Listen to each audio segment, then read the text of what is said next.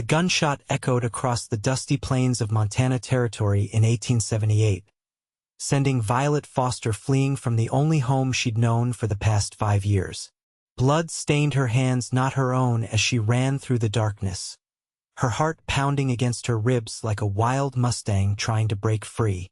Behind her, flames consumed the small cabin where her guardian's body lay, the man who'd promised to protect her, but had become her tormentor instead. The night air bit at Violet's skin as she pushed forward, her meager belongings stuffed into a small satchel. 22 years old and utterly alone in the wilderness, she had nowhere to go. Everyone who had ever promised to stay had eventually left her parents to sickness when she was 16.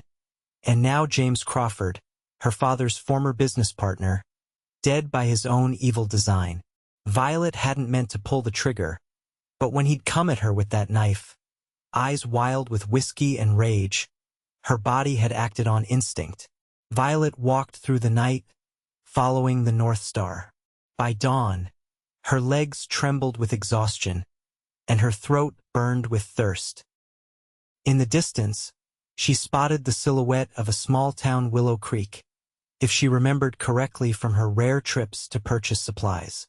She'd avoided people for years, letting Crawford handle any necessary interactions. Now she had no choice but to face strangers alone. The town awakened slowly as Violet approached, her burgundy dress torn at the hem and her dark hair falling loose from its pins. She kept her head down, feeling the weight of curious stares as she made her way to the general store. Inside, the shopkeeper, a portly man with spectacles perched on his nose, regarded her with suspicion. "Morning, miss. What can I help you with?" His eyes darted to her disheveled appearance. "Water, please," Violet whispered, her voice hoarse. "And perhaps information about stagecoach schedules." "Planning on traveling, are you?" The shopkeeper filled a tin cup with water and pushed it across the counter. "Stagecoach comes through on Tuesdays and Fridays. That's 3 days from now." Violet's heart sank. 3 days in a town where everyone would wonder about the strange woman with no connections. 3 days for word to spread about Crawford's death, for questions to arise about her involvement. "Is there anywhere I might find work and lodging until then?" she asked, the words nearly catching in her throat. Talking to strangers made her palms sweat, her pulse quicken. The shopkeeper scratched his chin. "Widow Pearson sometimes takes in boarders. As for work," his eyes lingered on her fine hands, uncalloused despite years of hard labor at the isolated cabin. "The Silver Dollar Saloon might hire a serving girl. Or there's the Harrison Ranch outside town. Heard they're short-handed since the cattle drive." Violet thanked him quietly, paid for the water with one of her precious few coins, and stepped back onto the dusty street. The ranch seemed the safer option. Less people, less questions. She'd learned to cook and clean at Crawford's cabin, and though she knew little about cattle, she could learn quickly. The walk to the Harrison Ranch took another hour, the Montana sun climbing high overhead. By the time the sprawling property came into view, Violet's legs felt like lead. A 2-story white farmhouse stood proudly amidst several outbuildings, corrals, and a large barn. In the distance, cattle grazed on rolling grasslands. As Violet approached the main house, a tall figure emerged from the barn, leading a magnificent chestnut stallion. Even from a distance, the man cut an impressive silhouette, broad-shouldered and confident in his movements. When he spotted her, he paused, then secured the horse to a hitching post before walking in her direction. Violet's instinct screamed to run. Men were dangerous. Crawford had taught her that lesson well. But exhaustion kept her rooted to the spot as the stranger approached. "Madam," his voice was deep but gentle, like distant thunder without the threat of a storm. "Are you lost?" Violet forced herself to look up, meeting eyes the color of a summer sky. The man before her wore a worn leather vest over a faded blue shirt, his dark blonde hair partially hidden beneath a wide-brimmed hat. A thin scar crossed his left cheekbone, and several days' worth of stubble darkened his jaw. "I am looking for work," she managed.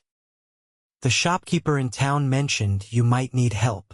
The man studied her for a long moment, his expression unreadable. "Name's Hunter Reynolds. This is my uncle's ranch." He gestured to the property around them. "And you are Violet Foster." She clutched her satchel tighter, fighting the urge to step back when he extended his hand. Hunter noticed her hesitation and lowered his arm, offering a slight smile instead. "You look like you've traveled far, Miss Foster. Come inside, get some water. We can talk about what kind of work you're looking for." Violet followed him reluctantly, keeping a careful distance. The farmhouse was welcoming inside, with simple furnishings and the lingering scent of coffee in the air. An older woman looked up from kneading dough at the kitchen table. "Hunter, who's this?" she asked, wiping flour-covered hands on her apron. "Miss Foster's looking for work, Aunt Martha," Hunter explained, filling a glass with water from a pitcher and offering it to Violet. "This is my Aunt Martha Reynolds." Martha's kind eyes assessed Violet quickly. "Poor thing looks ready to drop. Sit down, dear, before you fall down." Violet obeyed, sinking gratefully onto a kitchen chair. The water Hunter had given her tasted sweeter than any she could remember. As her parched throat found relief, she became acutely aware of how she must appear wild-eyed and disheveled, like a hunted animal. "I can cook and clean," she said quietly. "I'm a hard worker." Martha and Hunter exchanged a glance. "We lost our housekeeper last month," Martha said. "Married a shopkeeper in Helena and moved away. I've been managing, but with 20 ranch hands to feed and the busy season upon us." "I don't need much," Violet added hastily. "Just a place to stay until the stagecoach comes. Then I'll be on my way." Hunter leaned against the doorframe, arms crossed over his chest.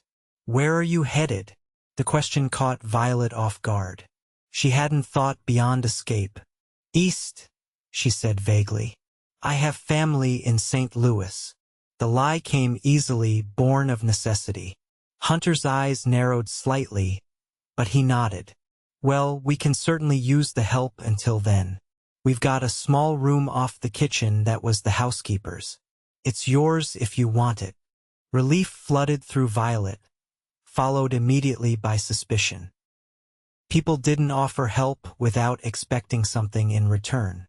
Crawford had taught her that too, but she had nowhere else to go, and at least here she might blend in for a few days. "Thank you," she said softly. "I accept." Martha smiled warmly. "Wonderful. Hunter, show Miss Foster to her room while I finish this bread. Then perhaps you could bring in her luggage from the." She paused, noticing the small satchel clutched in Violet's hands. "Is that all you have, dear?" Violet nodded, embarrassment warming her cheeks. It was an unexpected journey. Hunter's expression softened slightly. "Come on, I'll show you your room." The room was small but clean, with a narrow bed, a washstand, and a small dresser. A faded quilt in shades of blue covered the bed, and simple white curtains framed the window. "It's not much," Hunter said, watching as Violet took in her surroundings. "It's perfect," she replied honestly. After years in Crawford's cabin, where she'd slept on a thin pallet near the fireplace, this room felt like a palace.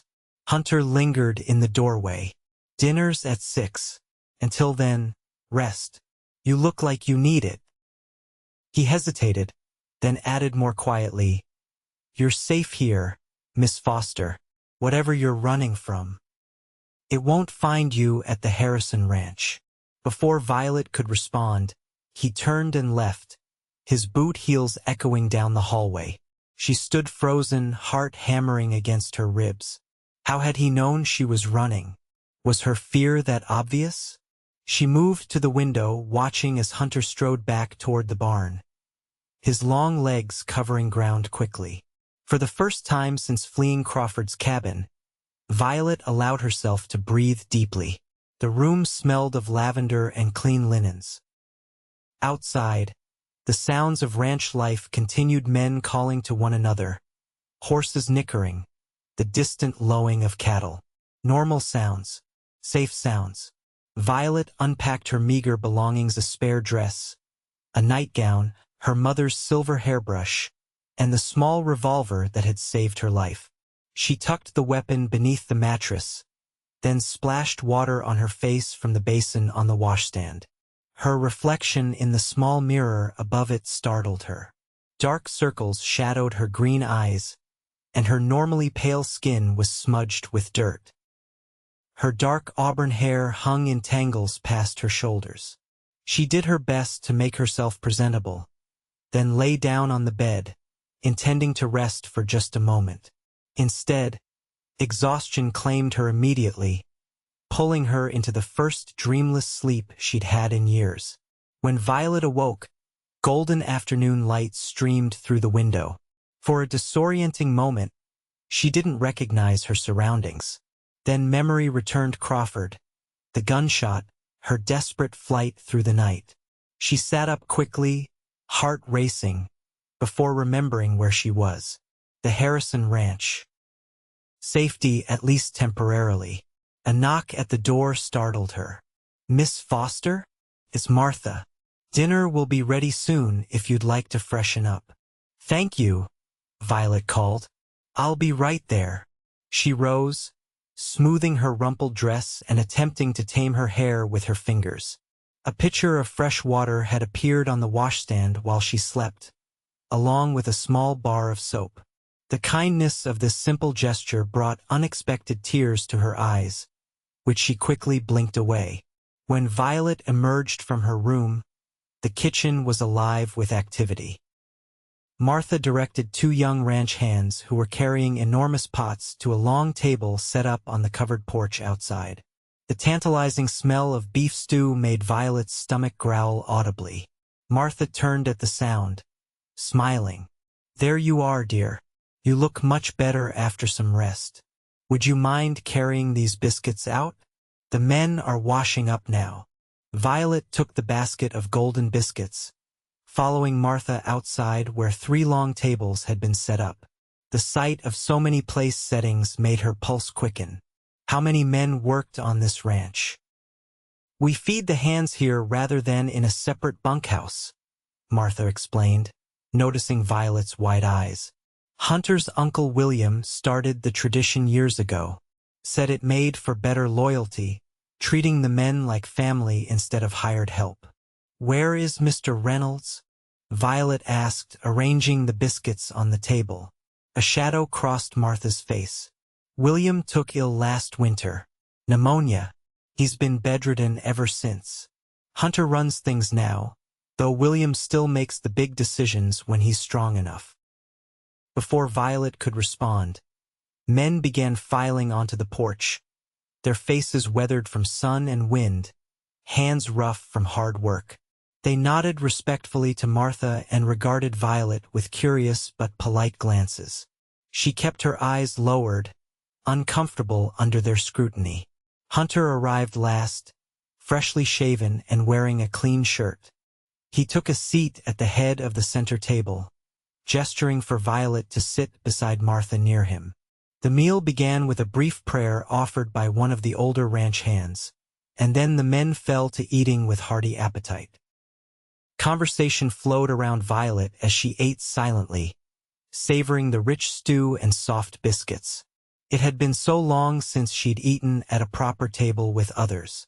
Crawford had often made her eat alone after she'd served him, and sometimes withheld food altogether when she displeased him. "Where'd you come from, Miss Foster?" asked one of the younger ranch hands, his question cutting through her thoughts. Violet nearly choked on her biscuit. I was living north of here," she said vaguely, "with my guardian. He passed recently." "I'm sorry to hear that," the young man said. "I'm Ethan, by the way, Ethan Davis. Thank you for your kindness." Violet replied softly, hoping her brief answer would discourage further questions. Hunter seemed to sense her discomfort. Davis, how's that new colt coming along? Still giving you trouble? The conversation shifted to horses and ranch business, and Violet breathed a silent sigh of relief. Hunter caught her eye briefly, a knowing look passing between them.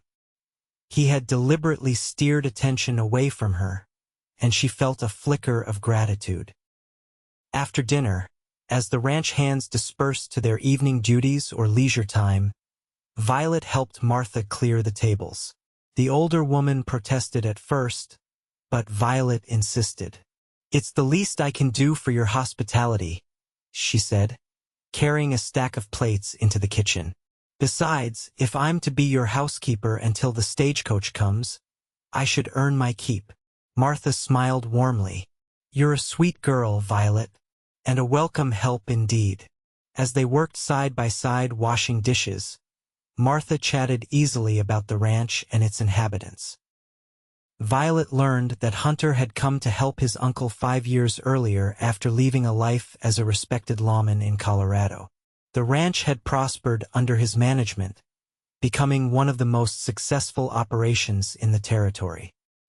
"He's a good man," Martha said, handing Violet a plate to dry.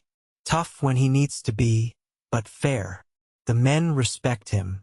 William always hoped Hunter would settle here permanently, maybe start a family, but—" She trailed off with a sigh.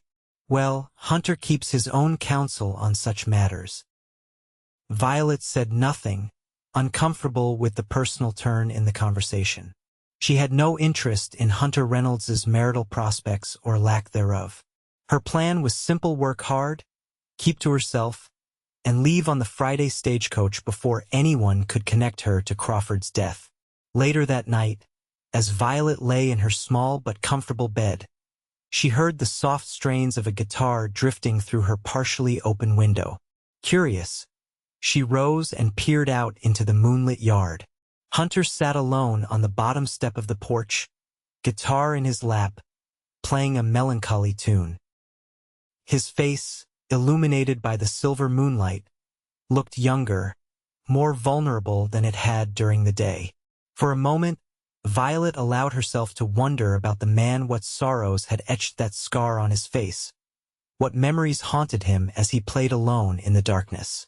Then she firmly pushed such thoughts aside. Curiosity about others only led to entanglement, and entanglement led to pain. She'd learned that lesson well.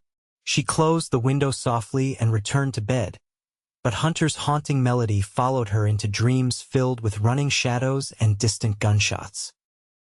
The next morning dawned bright and clear, the Montana sky a perfect blue canvas stretching endlessly overhead. Violet rose before the sun, determined to prove her worth. By the time Martha entered the kitchen, Violet had coffee brewing, biscuit dough mixed, and bacon frying in a large cast-iron skillet. Martha's surprise quickly gave way to delight. "My goodness, you certainly are an early riser, and capable too." Violet offered a small smile. "I've been cooking since I was a child. My mother taught me before she passed." "I'm sorry about your mother, dear," Martha said, squeezing Violet's shoulder gently. "It's not easy losing parents young." The simple kindness in Martha's touch nearly undid Violet. It had been so long since anyone had shown her physical affection without ulterior motives that she found herself blinking back tears. She turned quickly to the stove, pretending to check the bacon. "What else can I help with?" she asked, changing the subject. Together, they prepared a hearty breakfast for the ranch hands: biscuits, bacon, scrambled eggs, and fried potatoes. Hunter arrived as they were setting out the food, looking as though he'd already been up for hours. "Morning," he said, pouring himself coffee. "You didn't need to help with breakfast on your first day, Miss Foster." "I wanted to," Violet replied, not meeting his eyes. Something about Hunter's direct gaze unsettled her, made her feel exposed. "Well, it smells delicious," he said, sipping his coffee. After breakfast, I thought I might show you around the ranch, help you get your bearings. Alarm flashed through Violet at the prospect of being alone with him. That's not necessary. I'm sure you have more important things to do, Mr. Reynolds. Hunter studied her over his coffee cup, his expression thoughtful. Nothing more important than making sure our new housekeeper feels comfortable. Unless you'd prefer Martha to show you around. Relief flooded through Violet. Yes, if Mrs. Reynolds wouldn't mind. Not at all, dear, Martha assured her. Though Hunter knows this place better than anyone.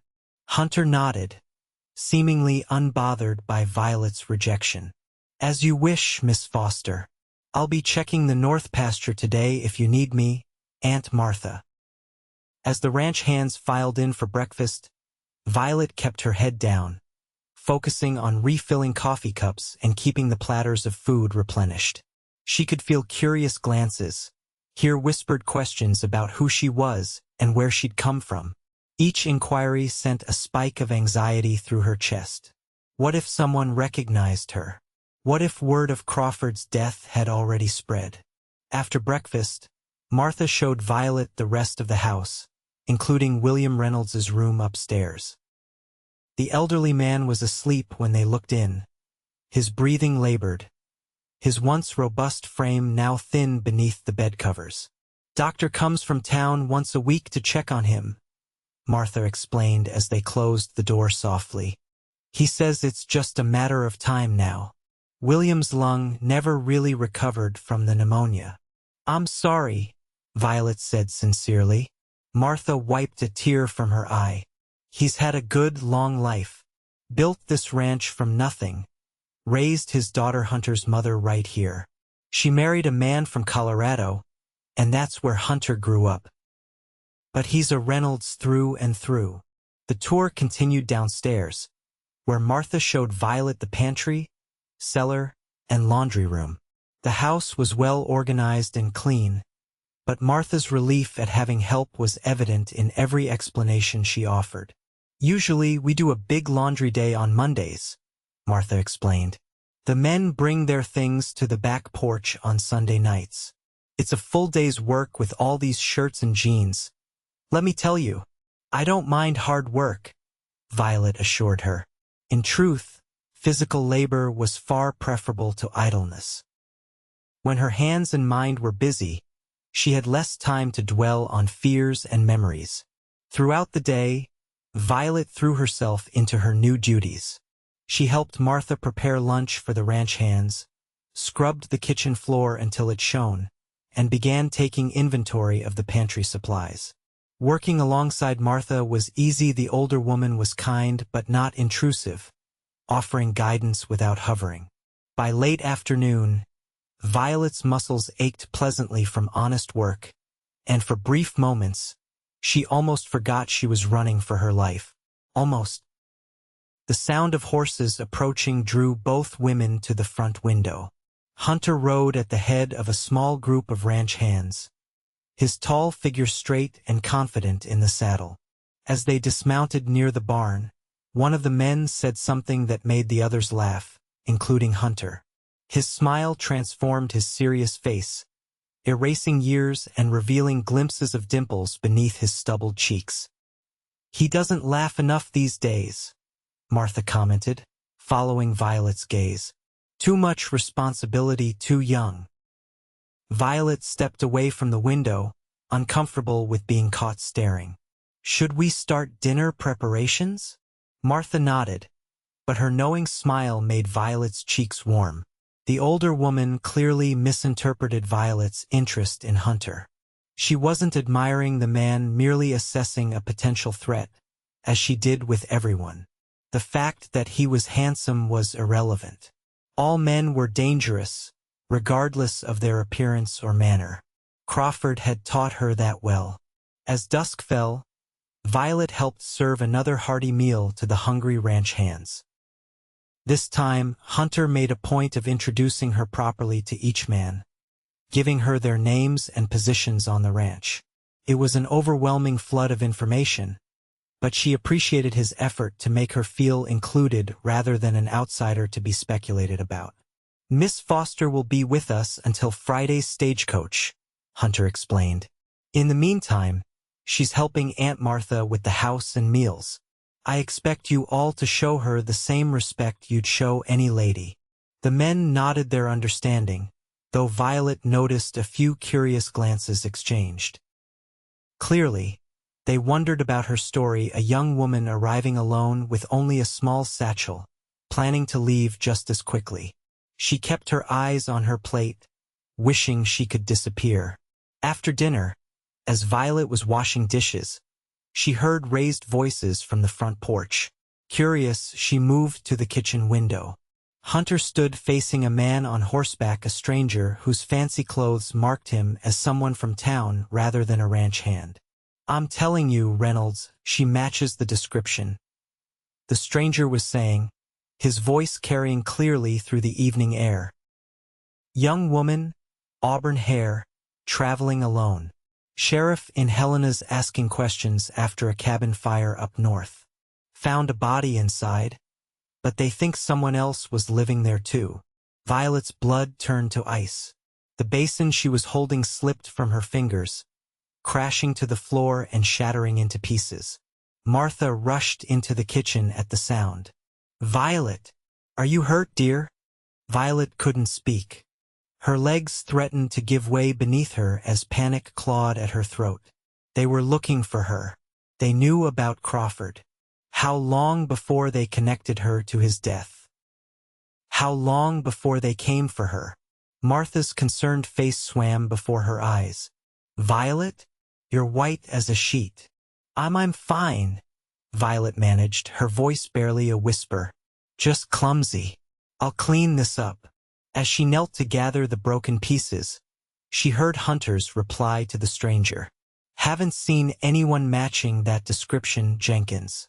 But I'll keep an eye out and let the sheriff know if I do. Violet's hands trembled so badly, she cut her finger on a shard of pottery. Blood welled up, bright red against her pale skin. Martha quickly wrapped a clean cloth around it, clucking sympathetically. Let me finish this, the older woman insisted. You've had a long day. Go rest. Violet nodded numbly, desperate to escape to the privacy of her room.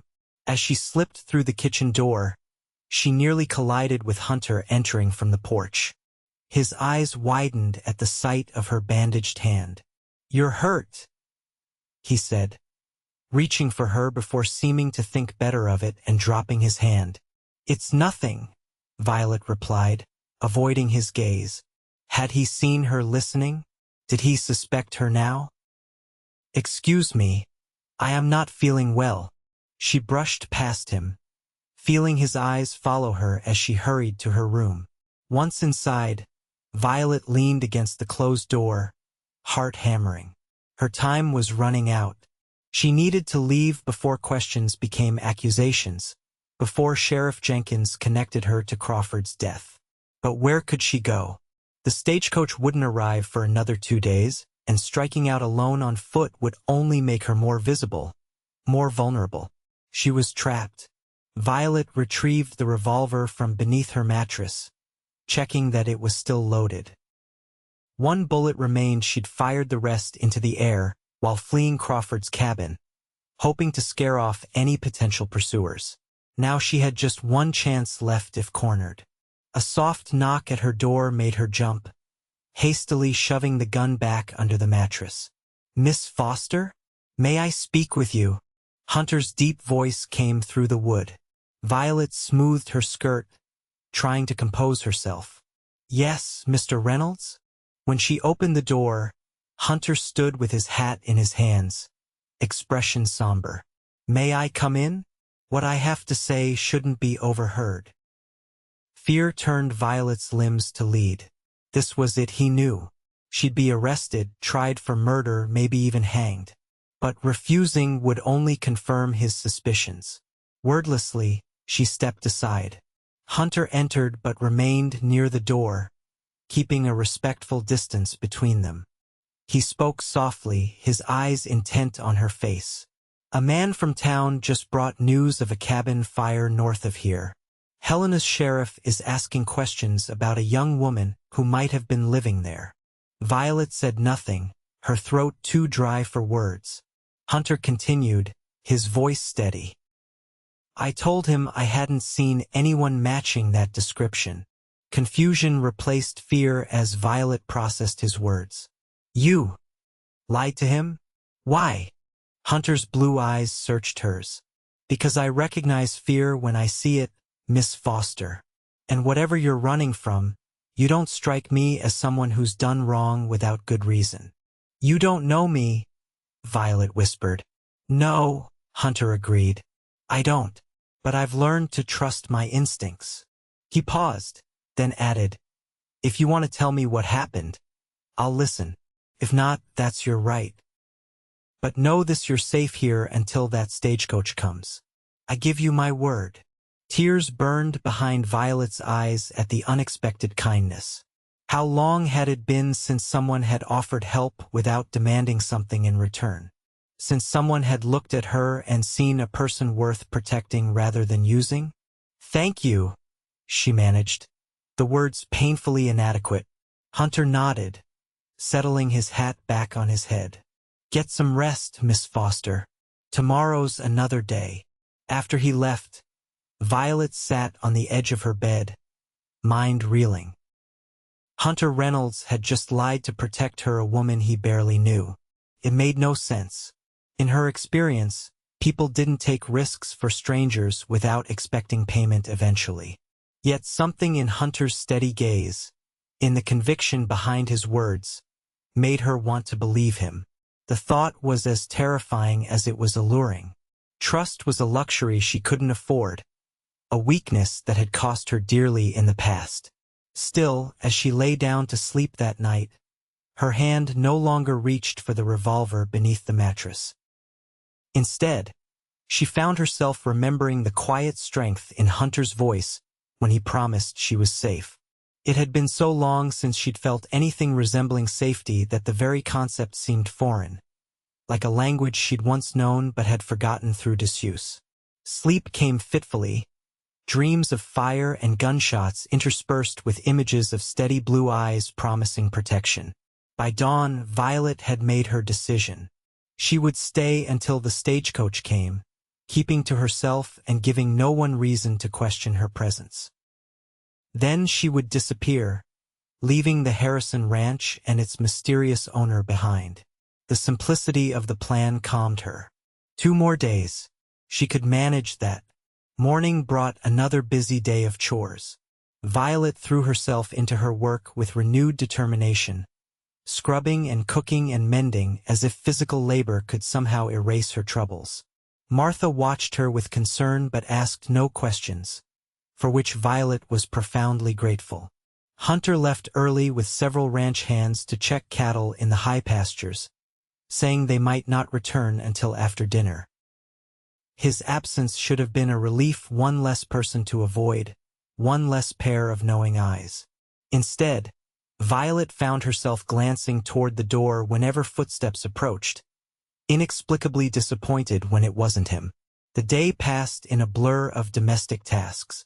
By mid-afternoon, Violet's arms ached pleasantly from kneading bread dough and scrubbing floors. Martha had gone upstairs to sit with William, leaving Violet alone in the kitchen preparing vegetables for the evening stew. The sound of a horse approaching drew her attention to the window.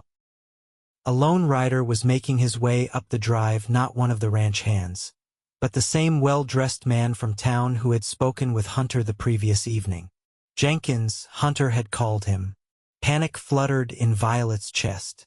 She set down her knife, wiping her hands on her apron as she considered her options. Hide? Run? Neither seemed feasible with the man already dismounting at the hitching post. A sharp knock sounded at the front door. Violet took a deep breath, smoothing her hair before answering. Perhaps he was just delivering a message for Hunter.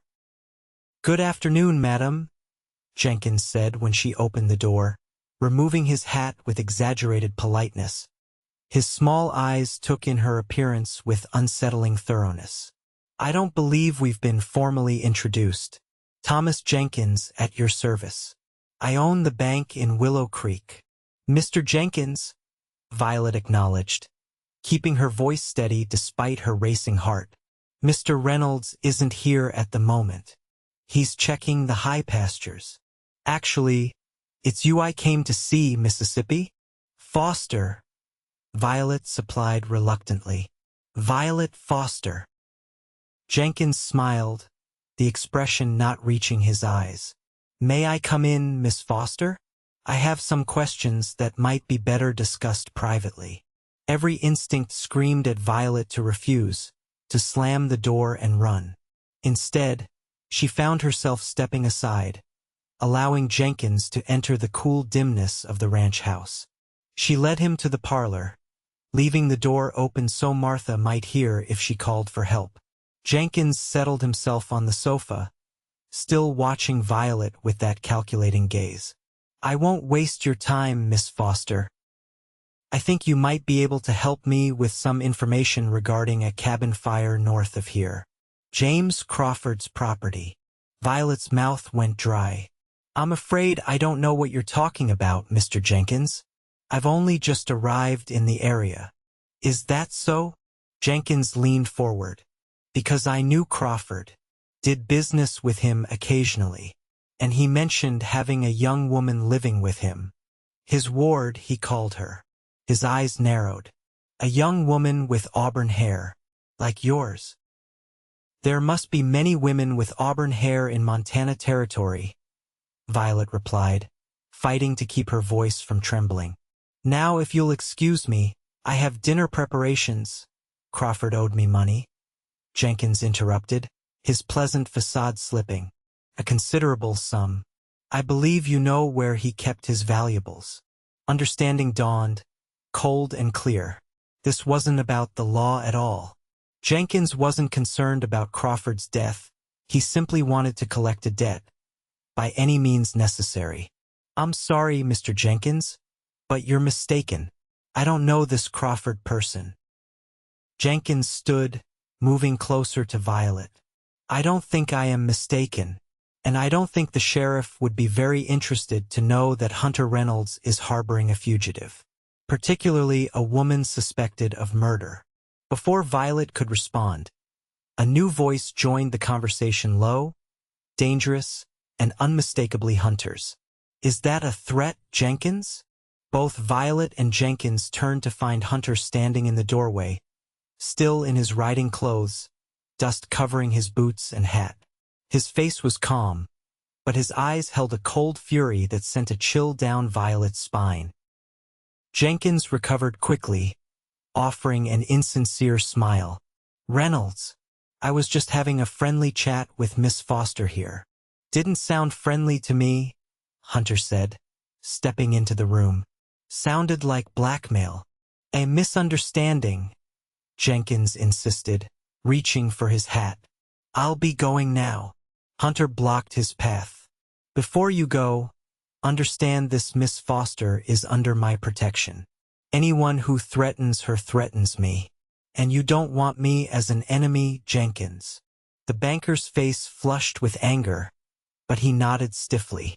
Message received, Reynolds. But this isn't over. Yes, Hunter said softly. It is.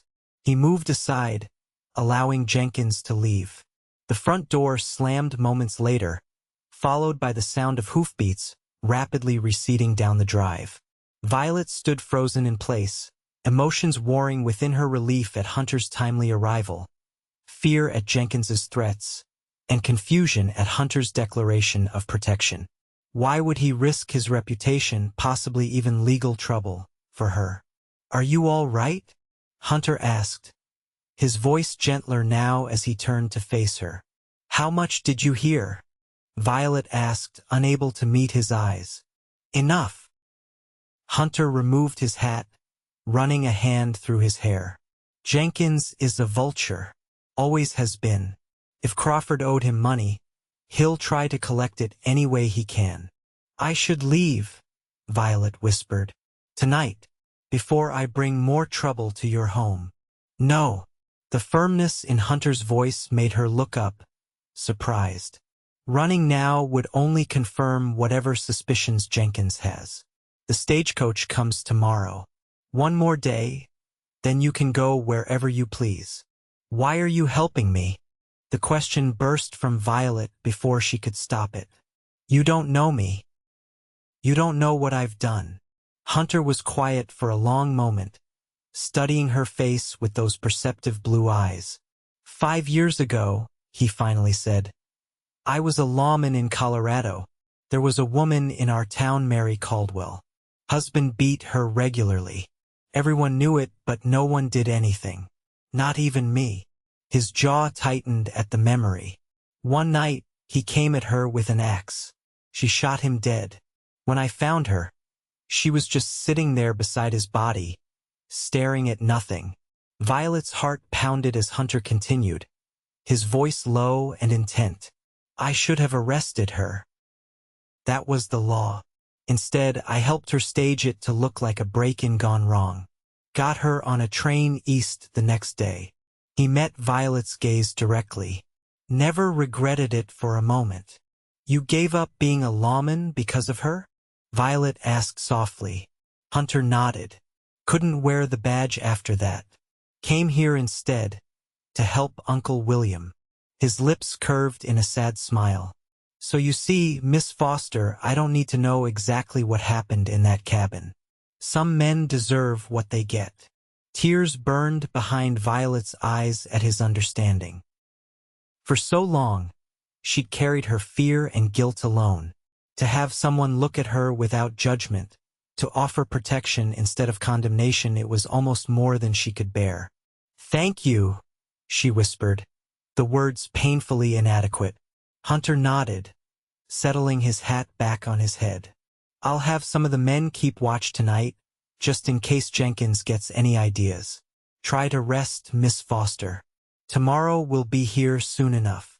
As he turned to leave, Violet found herself calling after him. Hunter. He paused, looking back at her with raised eyebrows. It was the first time she'd used his given name. My real name is Violet, she said softly. Violet Foster. That much is true. A gentle smile crossed his face. I never doubted it. It suits you. Long after he'd gone, Violet remained in the parlor, her mind replaying their conversation. Hunter Reynolds was unlike any man she'd ever known, honorable yet willing to bend rules for what he believed was right, strong yet gentle, commanding yet kind. For the first time since fleeing Crawford's cabin, Violet allowed herself to consider a possibility beyond mere escape. What if she didn't have to run forever? What if there were good men in the world, men who protected rather than harmed? The thought was as terrifying as it was exhilarating. She'd built walls around her heart for so long that the prospect of lowering them, even slightly, left her feeling exposed and vulnerable. Yet something about Hunter made her want to try. But tomorrow the stagecoach would come, and she would leave the Harrison Ranch behind. It was safer that way for everyone. That night, Violet packed her few belongings, placing the revolver on top. One more day and she would be gone. The thought should have brought relief. Instead, it left a hollow ache in her chest that no amount of rational thinking could dispel. As dawn broke over the Montana plains, Violet rose early to help Martha prepare breakfast. The stagecoach would arrive in town around noon, and Hunter had offered to drive her in the wagon. Just a few more hours on the Harrison Ranch, a few more hours in the presence of the man who had somehow breached her defenses without even trying. The morning passed too quickly. Before Violet knew it, she was saying goodbye to Martha, accepting the older woman's warm hug and basket of food for the journey. You're welcome back any time, dear, Martha said, squeezing Violet's hands. Remember that. Hunter waited by the wagon, dressed in clean clothes, his hat shading his eyes from the morning sun. He helped Violet up onto the seat, then climbed up beside her. With a flick of the reins, they set off down the dusty drive toward Willow Creek. They rode in silence for several minutes, the distance between them on the seat seeming both too wide and not wide enough. Finally, Hunter spoke. "Where will you go?" he asked, eyes on the road ahead. Violet hesitated. She had enough money for a ticket to Helena, maybe even as far as Denver. But then what? She had no family, no connections, no real plan beyond escaping Crawford's shadow. "I'm not sure," she admitted. "East, I suppose. Start fresh somewhere new." Hunter nodded, his expression unreadable. "That's a smart choice, though Montana territory has its advantages." "Such as?" Violet asked, curiosity getting the better of her. A small smile played at the corner of Hunter's mouth. "Space to breathe. Room to build something new. People who judge you on who you are now, not who you were before." The words struck a chord within Violet. How long had she dreamed of such freedom? A place where her past didn't define her, where she could simply exist without fear. As they approached town, Violet noticed Hunter slowing the wagon, his expression growing more serious. "There's something you should know before we reach Willow Creek," he said, bringing the horses to a stop on the side of the road. Violet's heart sank. Had Jenkins spread rumors about her? Was the sheriff waiting in town? Hunter turned to face her fully. "I spoke with Sheriff Daniels last night. Told him everything." Fear clutched at Violet's throat. "Everything?" she whispered. "Everything I know, which isn't much," Hunter clarified. "That a woman matching your description might be connected to Crawford's death, but that I believed it was self-defense based on Crawford's reputation." He held her gaze steadily. "Daniels is a good man. He knew Crawford too knew what kind of man he was. He's agreed not to pursue the matter unless new evidence comes to light." Relief made Violet lightheaded. "Why would he do that?" "Because sometimes justice and the law aren't the same thing," Hunter said simply. "And because I vouched for you." Fresh gratitude washed over Violet. "Thank you. I don't know how I can ever repay your kindness." Hunter's eyes softened. "You don't owe me anything, Violet. But I want to ask you something." He took a deep breath. "Stay." The single word hung between them, loaded with meaning and possibility. Violet stared at him, hardly daring to believe what she was hearing. "Stay at the ranch," Hunter continued, his voice low and earnest. "Not just as a housekeeper, not running or hiding. Just stay. See if Montana might be the fresh start you're looking for." "Why?" Violet whispered, needing to understand. Hunter looked away for a moment, gathering his thoughts. "Because in 3 days you've brought more life into that house than I've seen in years. Because Aunt Martha adores you. Because he met her eyes again. Because I'd like the chance to know you, Violet Foster. The real you, not the frightened woman running from shadows." Emotion swelled in Violet's chest, hope warring with fear. "I don't know if I can," she admitted. "I don't know if I remember how to trust anymore." "Then let me help you remember," Hunter said softly. "One day at a time. No promises, no expectations. Just stay." Violet looked toward town, where the stagecoach would soon arrive to carry her away from this place, from this man who offered understanding instead of judgment.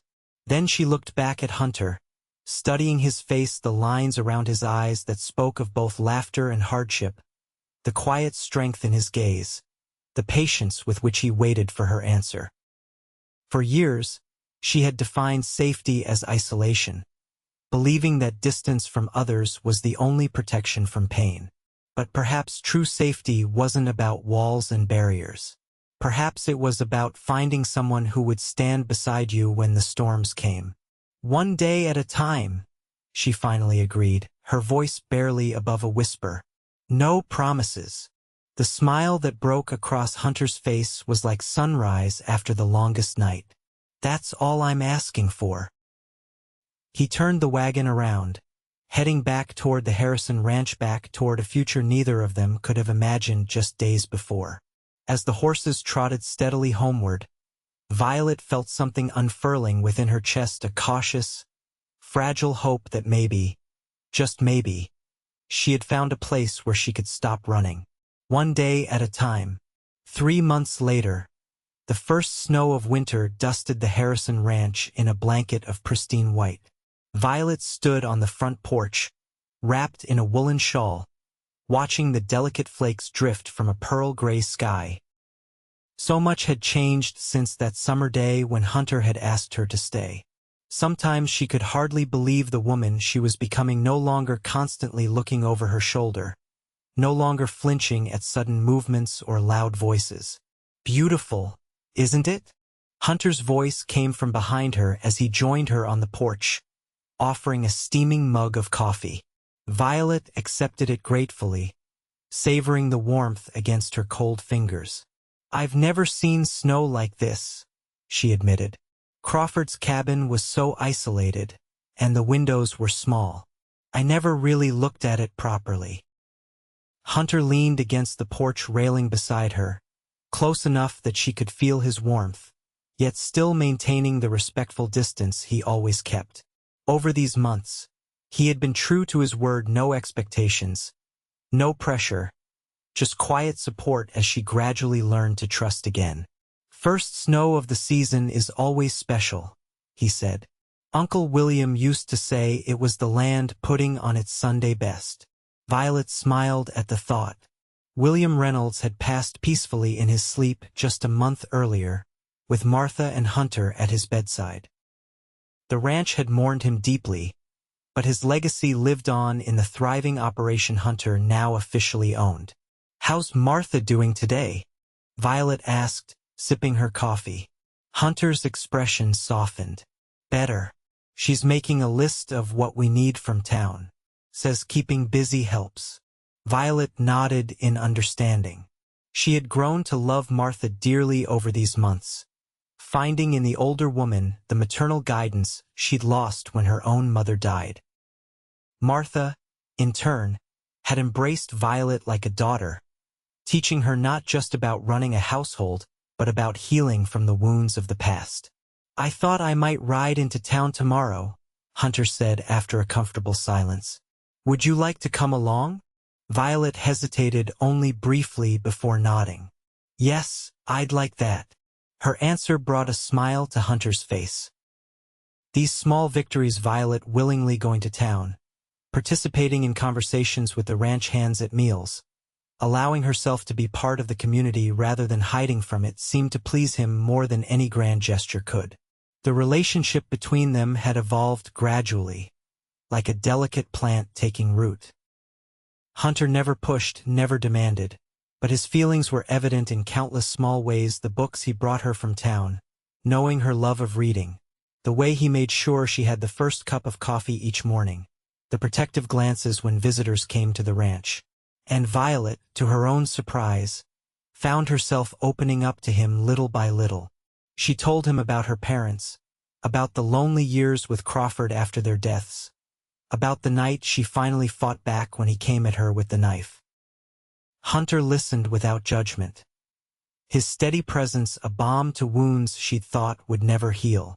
They had shared their first kiss just 2 weeks earlier, standing in this very spot as sunset painted the sky in shades of gold and crimson.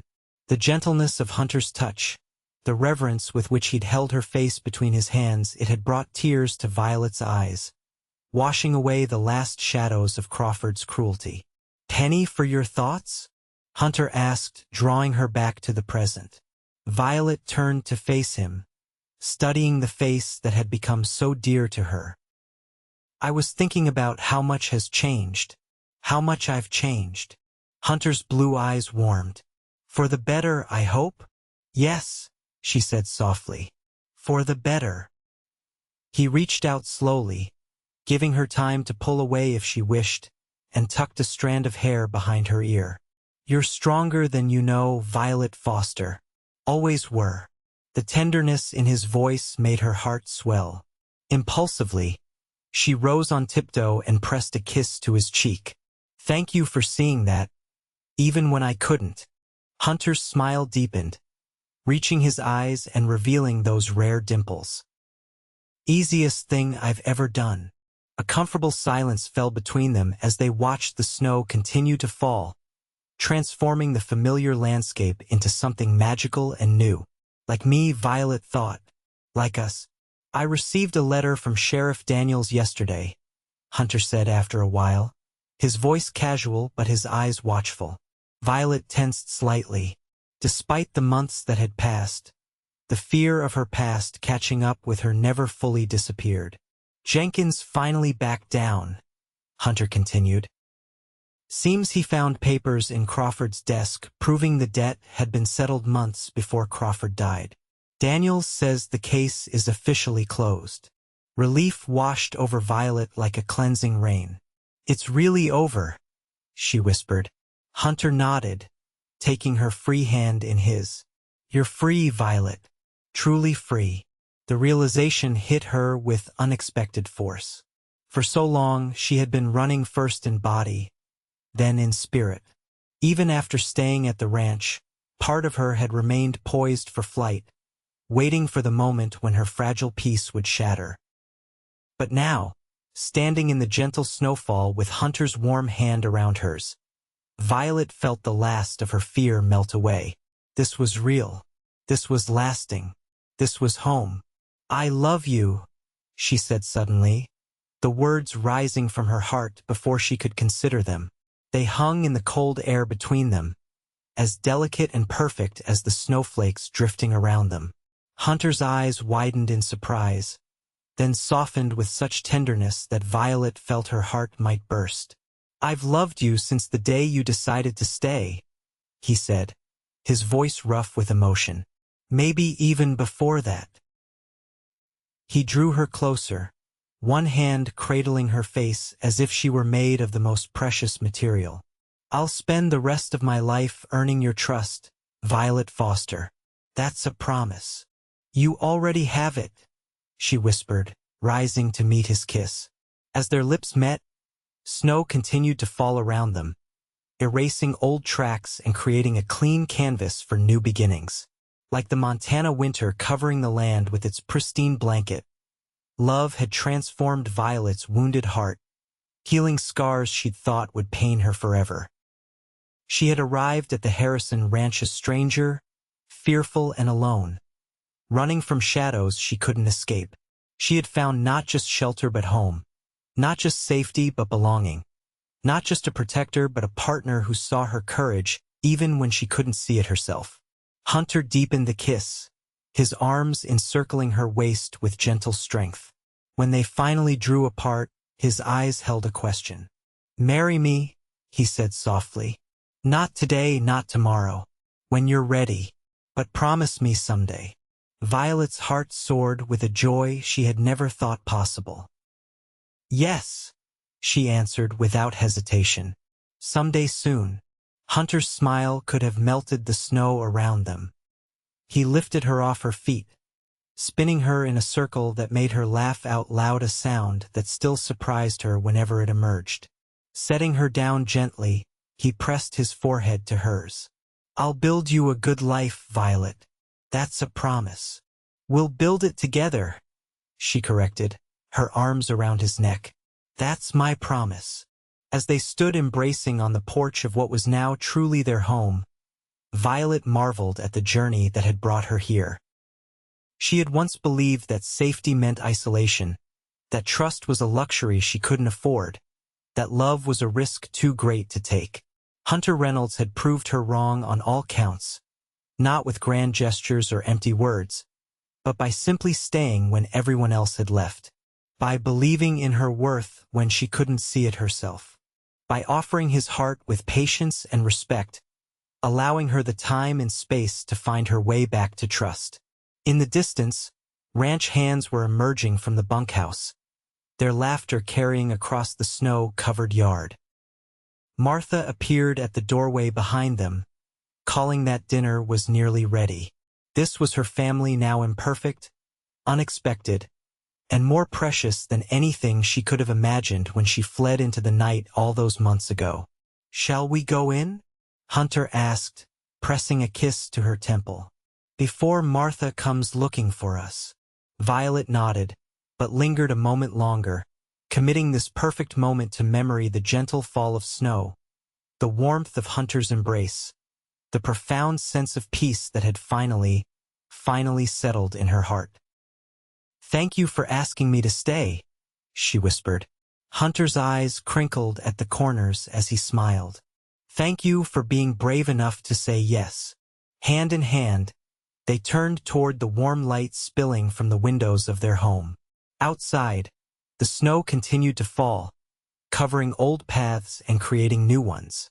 But Violet Foster was no longer afraid of what lay ahead. With Hunter beside her, she was ready to embrace whatever the future might bring. She had feared every stranger, but one cowboy had earned her trust by staying when others left. And in doing so, he had helped her find not just love, but herself stronger, braver, and more capable of joy than she had ever believed possible. As spring blossomed across the Montana Territory, the Harrison Ranch came alive with new beginnings. Calves frolicked on strengthening legs in the green pastures, wildflowers carpeted the rolling hills, and on a perfect May morning, Violet Foster became Violet Reynolds in a simple ceremony beneath the old oak tree behind the main house. Martha had fussed over every detail, from the white wildflower bouquet in Violet's hands to the new suit Hunter wore as he waited for his bride. The ranch hands stood in a respectful semicircle, cleaned up and awkward in their Sunday best. Sheriff Daniels himself had ridden out to perform the ceremony, bringing his wife and several townspeople who had, over the months, come to know and respect the former stranger in their midst. As Violet approached her waiting groom on that sun-dappled morning, she marveled at how far she had come from the frightened young woman who had stumbled onto the Harrison Ranch less than a year before. The nightmares that had once plagued her had faded to distant memories. The flinch that accompanied unexpected movements had softened to mere awareness. The walls around her heart had transformed from barriers into boundaries, healthy ones that protected without isolating. Hunter watched her approach with wonder in his eyes, as if he couldn't quite believe his good fortune. When she reached him, he took her hands in his, thumbs brushing gently over her knuckles. "You're beautiful," he whispered for her ears alone. Violet smiled, her heart full to bursting. "So are you." Their vows were simple but profound promises to cherish, protect, support, and love one another through whatever life might bring. When Sheriff Daniels pronounced them husband and wife, Hunter's kiss was both tender and triumphant, sealing a journey that had begun in fear but flowered into love. The celebration afterward lasted well into the evening, with food and dancing and laughter filling the ranch house and yard. As dusk fell, lanterns were lit, casting a golden glow over the festivities. Violet found herself constantly seeking Hunter's gaze across the crowded rooms, each shared glance a private affirmation of the miracle they had found in one another. Later that night, as they stood on the porch of the small cabin Hunter had built for them at the edge of the ranch property, Violet leaned against her husband's solid warmth. "Happy?" he asked, his breath stirring her hair. "Beyond words," she replied truthfully. "I never imagined I could feel this way." Hunter turned her gently to face him, his eyes serious in the moonlight. "I want you to know something, Violet. I meant every word of those vows. I will never leave you. Not by choice. Not ever." Tears pricked Violet's eyes at the fierce certainty in his voice. "I know," she whispered. "That's how I found the courage to love you. You stayed when it would have been easier to let me go." He brushed away a tear that had escaped down her cheek. "Letting you go would never have been the easier choice. Not for me." As he carried her across the threshold of their new home, Violet felt the last shadows of her past recede completely. The cabin was perfect, warm, welcoming, filled with touches that showed how well Hunter knew her. Bookshelves lined one wall, already stocked with volumes he'd been collecting for months. Fresh wildflowers stood in a vase on the table. A quilt Martha had made specially for them adorned the bed. Their lovemaking that night was tender and unhurried, a continuation of the promises they had made before witnesses hours earlier. Hunter's touch was reverent, his patience infinite as he guided Violet through her lingering nervousness into a pleasure she had never known existed. In his arms, she found not just passion but healing, the final reclaiming of a body and spirit that had once known only fear. Afterward, as they lay tangled together beneath the quilt, Violet traced the scar on Hunter's cheekbone with gentle fingers. "Tell me how you got this," she said softly. "You've never said." Hunter caught her hand, pressing a kiss to her palm. "Bar fight in Laramie, back when I wore a badge. Man pulled a knife when I tried to arrest him. Were you afraid?" Violet asked, studying the silvery line that had become so dear to her. Hunter considered the question honestly. "Not of the knife," he said finally. "More afraid of what I might do in return. I was angry in those days, quick to fight, slow to forgive." "What changed you?" His eyes softened as they held hers. "Time, experience, realizing there are better ways to be strong than with fists or guns." He smiled slightly. "And then you." "Me?" Violet raised her eyebrows in surprise. "You," Hunter confirmed, drawing her closer. "Watching you face your fears every day, choosing trust over terror, forgiveness over bitterness. You're the bravest person I've ever known." Violet Reynolds. Hearing her new name from his lips sent a thrill through Violet's heart. "I love you," she whispered, the words still new enough to feel like a precious gift each time she spoke them.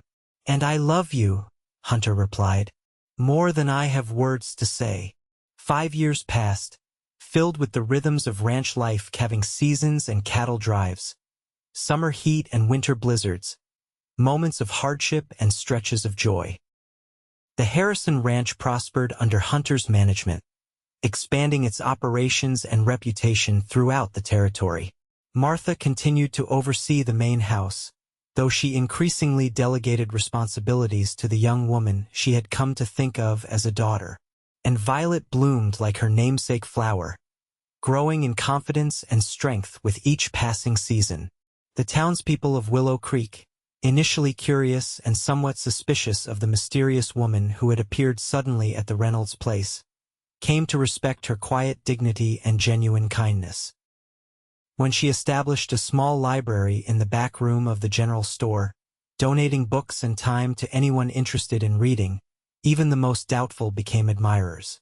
On a warm September afternoon in 1883, Violet sat in the rocking chair on the porch of their cabin, watching Hunter approach from the main house. In her arms, their 2-month-old daughter slept peacefully, her tiny hand curled around her mother's finger. William James Reynolds, named for Hunter's uncle and Violet's father, toddled alongside his father, his chubby legs working hard to keep pace with Hunter's long strides. As they drew closer, 3-year-old Will broke into an excited run. "Mama! Mama! I helped with the horses." Violet smiled at her son's enthusiasm. "Did you now? Were you a good helper for Papa?" Will nodded emphatically, his dark curls so like Hunter's bouncing with the motion. "I brushed Storm, all by myself." "He did," Hunter confirmed, scooping the boy up as he reached the porch steps. "Barely needed any help at all." Pride swelled in Violet's heart as she watched her husband and son together. Hunter was a natural father, patient and loving, firm when needed but quick to praise. The bond between them was a joy to witness. "And how's my little Rose?"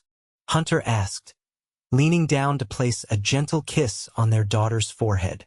"Just fed and sleeping soundly," Violet replied. "She'll probably wake up hungry again in an hour or so." Hunter settled Will on the porch with his wooden horse and took a seat beside Violet, his arm draped comfortably across the back of her rocker. "Martha sent me to tell you she's planning a special dinner tonight. Says it's an anniversary worth celebrating." Violet looked at him in confusion. "Our wedding anniversary is in May."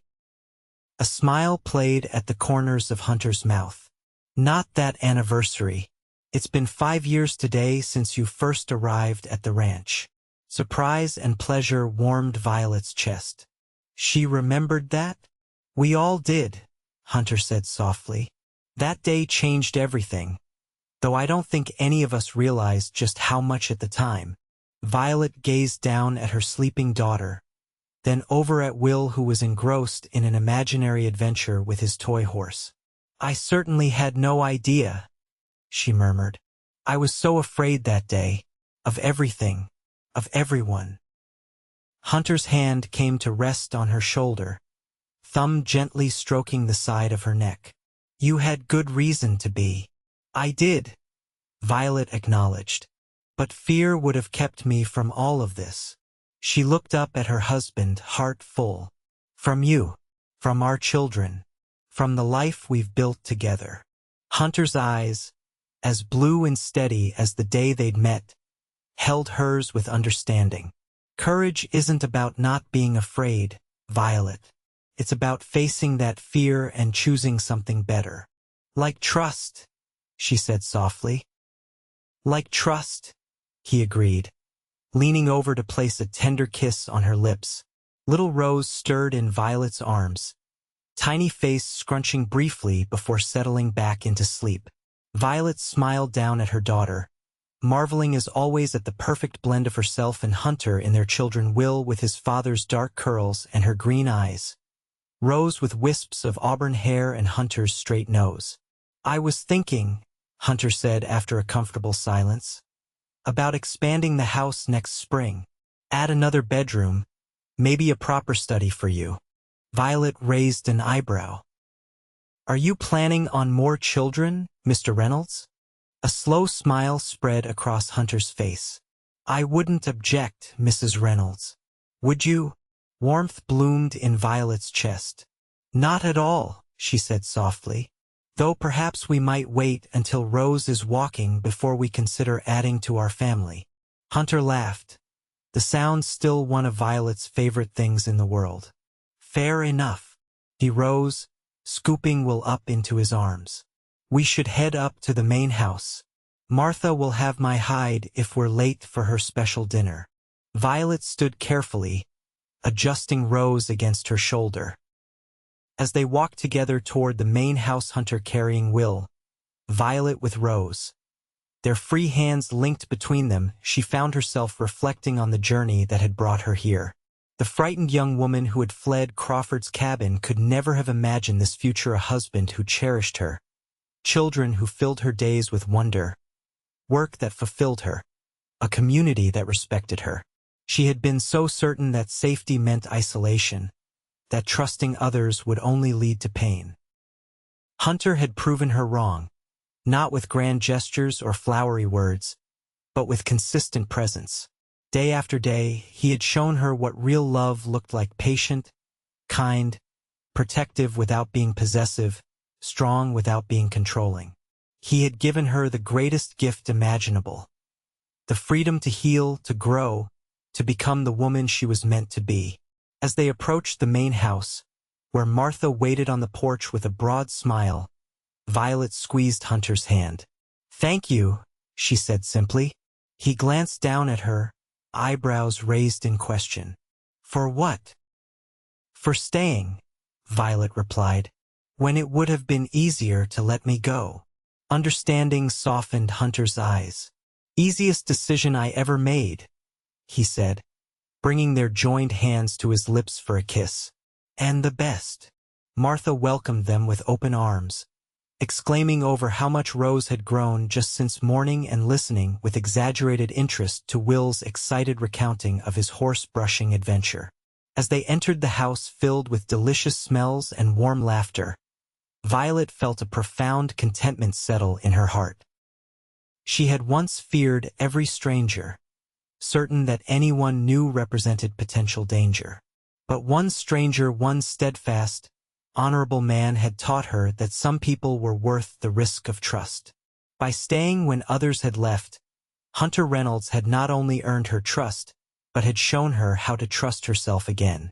And in that trust, Violet had found not just love, but home, the true belonging she had sought her entire life. 10 years after Violet had first stumbled onto the Harrison Ranch, the property had transformed almost as much as she had.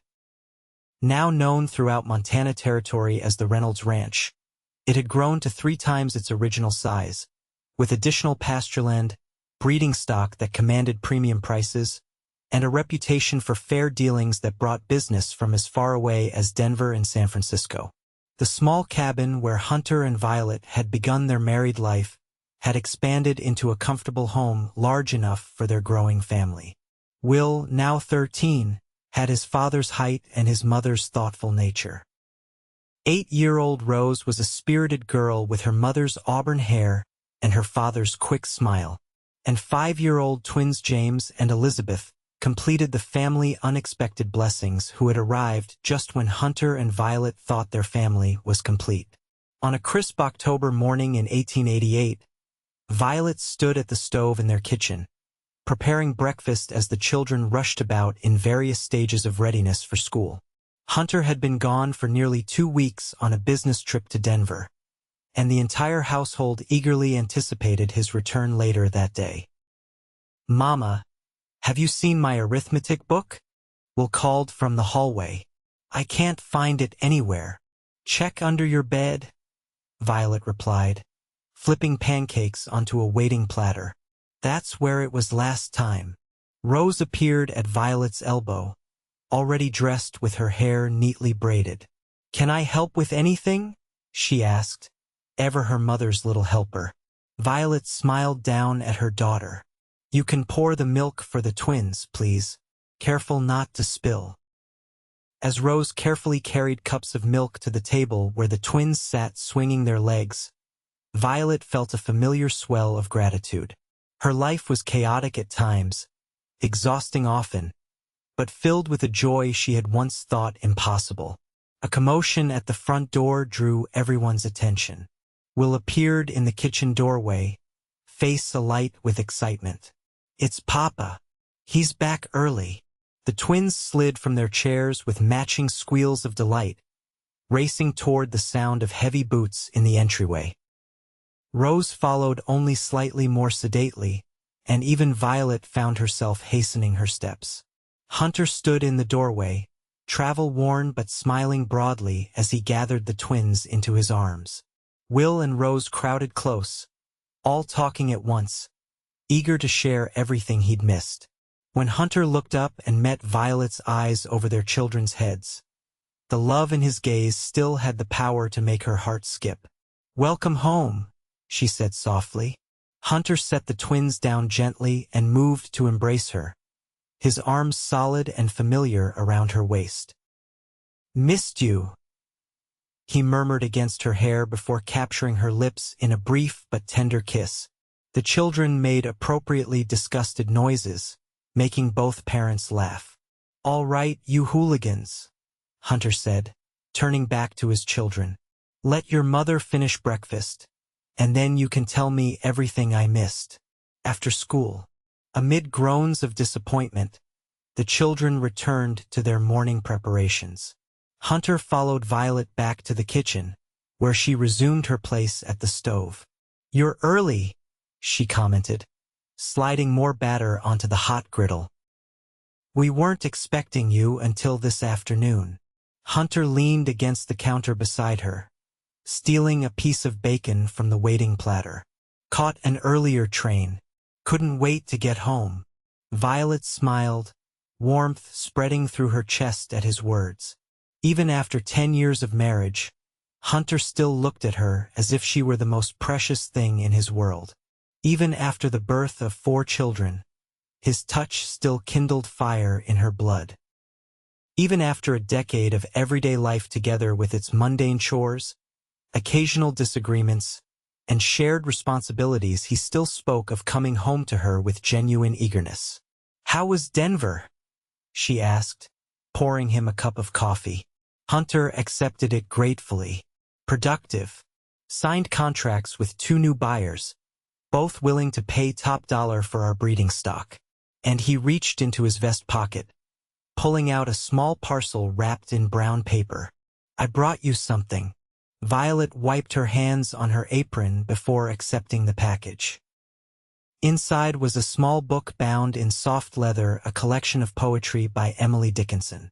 "It's beautiful," she breathed, running her fingers over the embossed cover.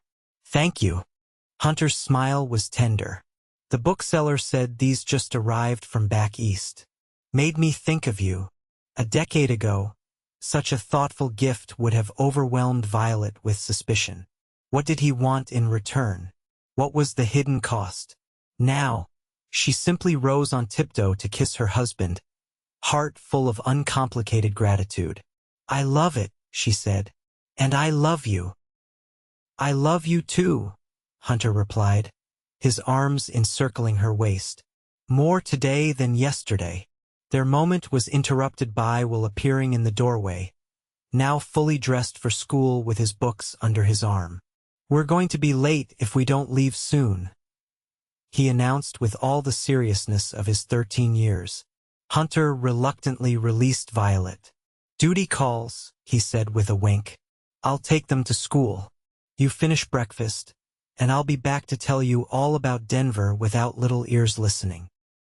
Within minutes, the house was suddenly, blissfully quiet as Hunter herded all 4 children out the door. Violet moved to the window, watching as they made their way down the path toward the main road. Hunter with a twin on each side holding his hands, Will and Rose walking ahead, already deep in conversation about something that had their father nodding thoughtfully.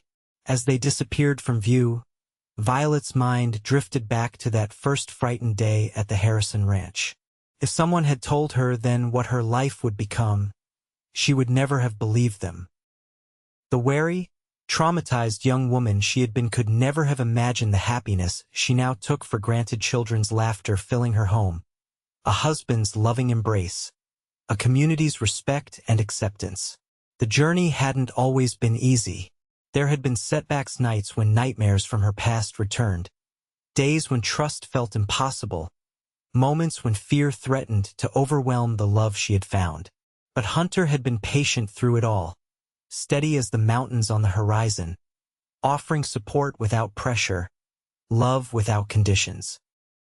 And slowly, season by season, Violet had healed. The wounds Crawford had inflicted, both physical and emotional, had faded to scars, still visible but no longer painful. The fear that had once defined her had receded to a distant memory, replaced by confidence in herself and faith in others. When Hunter returned from taking the children to school, he found Violet sitting on the porch, enjoying the crisp autumn air and the rare moment of solitude. "Peaceful, isn't it?"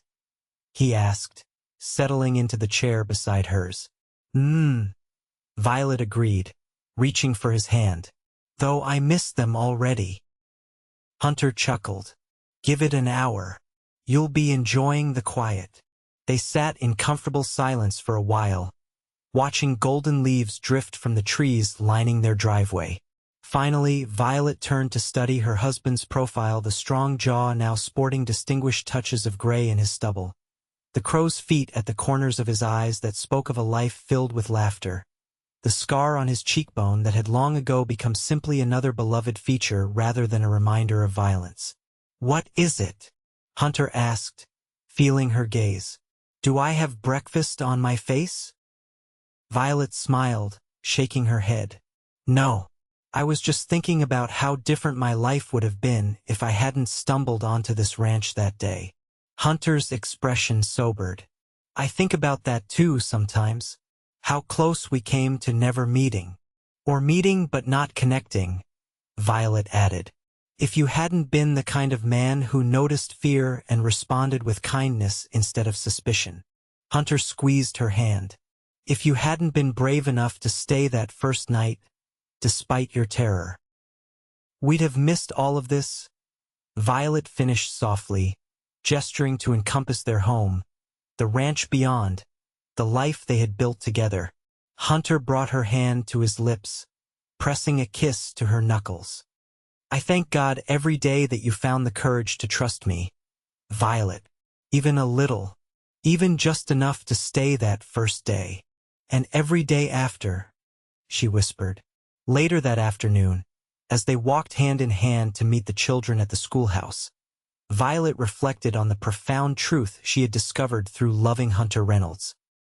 Safety wasn't found in isolation or walls or weapons. True safety came from being fully known and fully loved, flaws, fears, and all. She had feared every stranger, certain that anyone new represented danger. But one stranger had proven her wrong. One cowboy had earned her trust by staying when others left. And in doing so, he had given her not just love but the greatest gift of all, the courage to live without fear.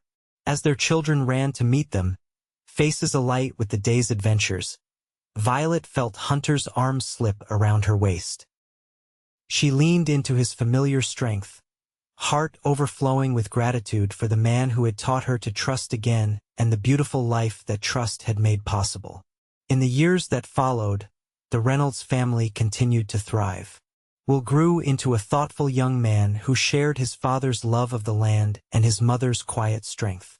At 18, he surprised no one by announcing his intention to attend agricultural college before returning to help run the family ranch. Rose developed her mother's love of books and teaching, eventually becoming the schoolteacher in Willow Creek. The twins, James and Elizabeth, remained inseparable companions, bringing laughter and occasional chaos wherever they went. And Hunter and Violet, they continued to grow together, their love deepening with each passing season. The hardships they faced, droughts, harsh winters, economic downturns, only served to strengthen the bond between them. They faced each challenge side by side, drawing strength from their shared faith in each other and the life they had built. On their 20th wedding anniversary, Hunter surprised Violet with a trip back east, a month-long journey to Boston, New York, and Washington that she had often dreamed of but never expected to make. As they stood together on the deck of a Hudson River steamboat, watching the sunset paint the water in shades of gold and crimson, Hunter wrapped his arms around her from behind. "Happy?" he asked, his breath warm against her ear. Violet leaned back against his chest, covering his hands with her own. "Completely," she replied truthfully, "though I miss the children." Hunter chuckled, the sound reverberating through her. "They're hardly children anymore. Will's 23 and practically running the ranch already. Rose is teaching full-time. Even the twins are starting to talk about their futures. They'll always be our children," Violet said softly, "no matter how grown they become." Hunter pressed a kiss to her temple. "True enough, but I'm enjoying having you all to myself for a while. Reminds me of when we were first married." Violet turned in his arms, studying the face that had become as familiar as her own reflection yet never failed to make her heart beat faster. At 50, Hunter Reynolds was still a handsome man, his dark hair now liberally streaked with silver.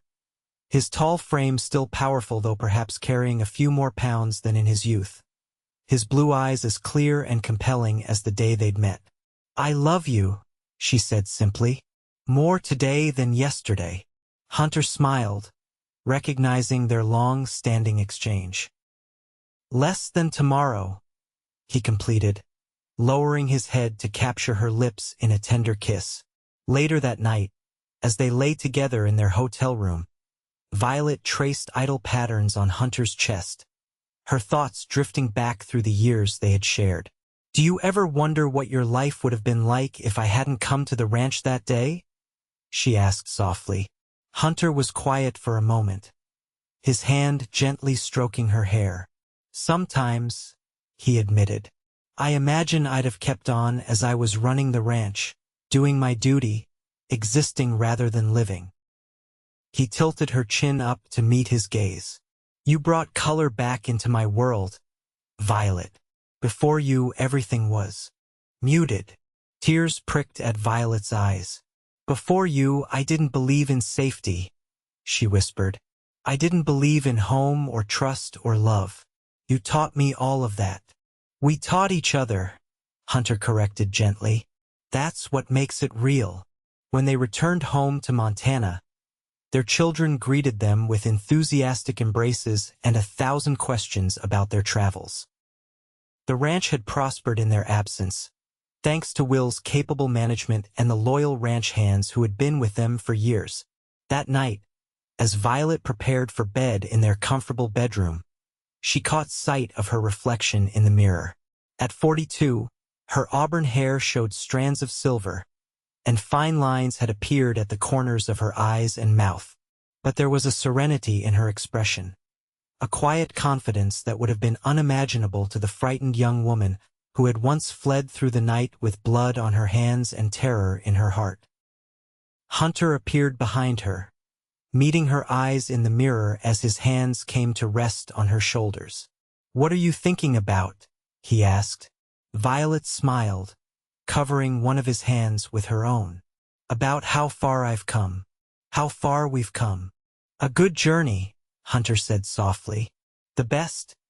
Violet agreed, turning to face the man who had changed her life by simply staying when others had left. "And it's not over yet." As Hunter gathered her into his arms, Violet knew with absolute certainty that whatever the future held, whatever joys or sorrows, triumphs or challenges awaited them, they would face it together. The trust they had built between them, day by patient day, was stronger than any fear, more enduring than any doubt. She had once believed that safety meant walls and distance. Hunter had shown her that true safety came from the courage to love despite the risk of loss, to trust despite the possibility of betrayal.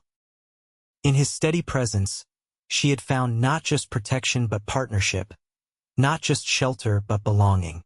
And in the end, that was the most beautiful revelation of all, that love, real love, wasn't about fear at all. It was about freedom.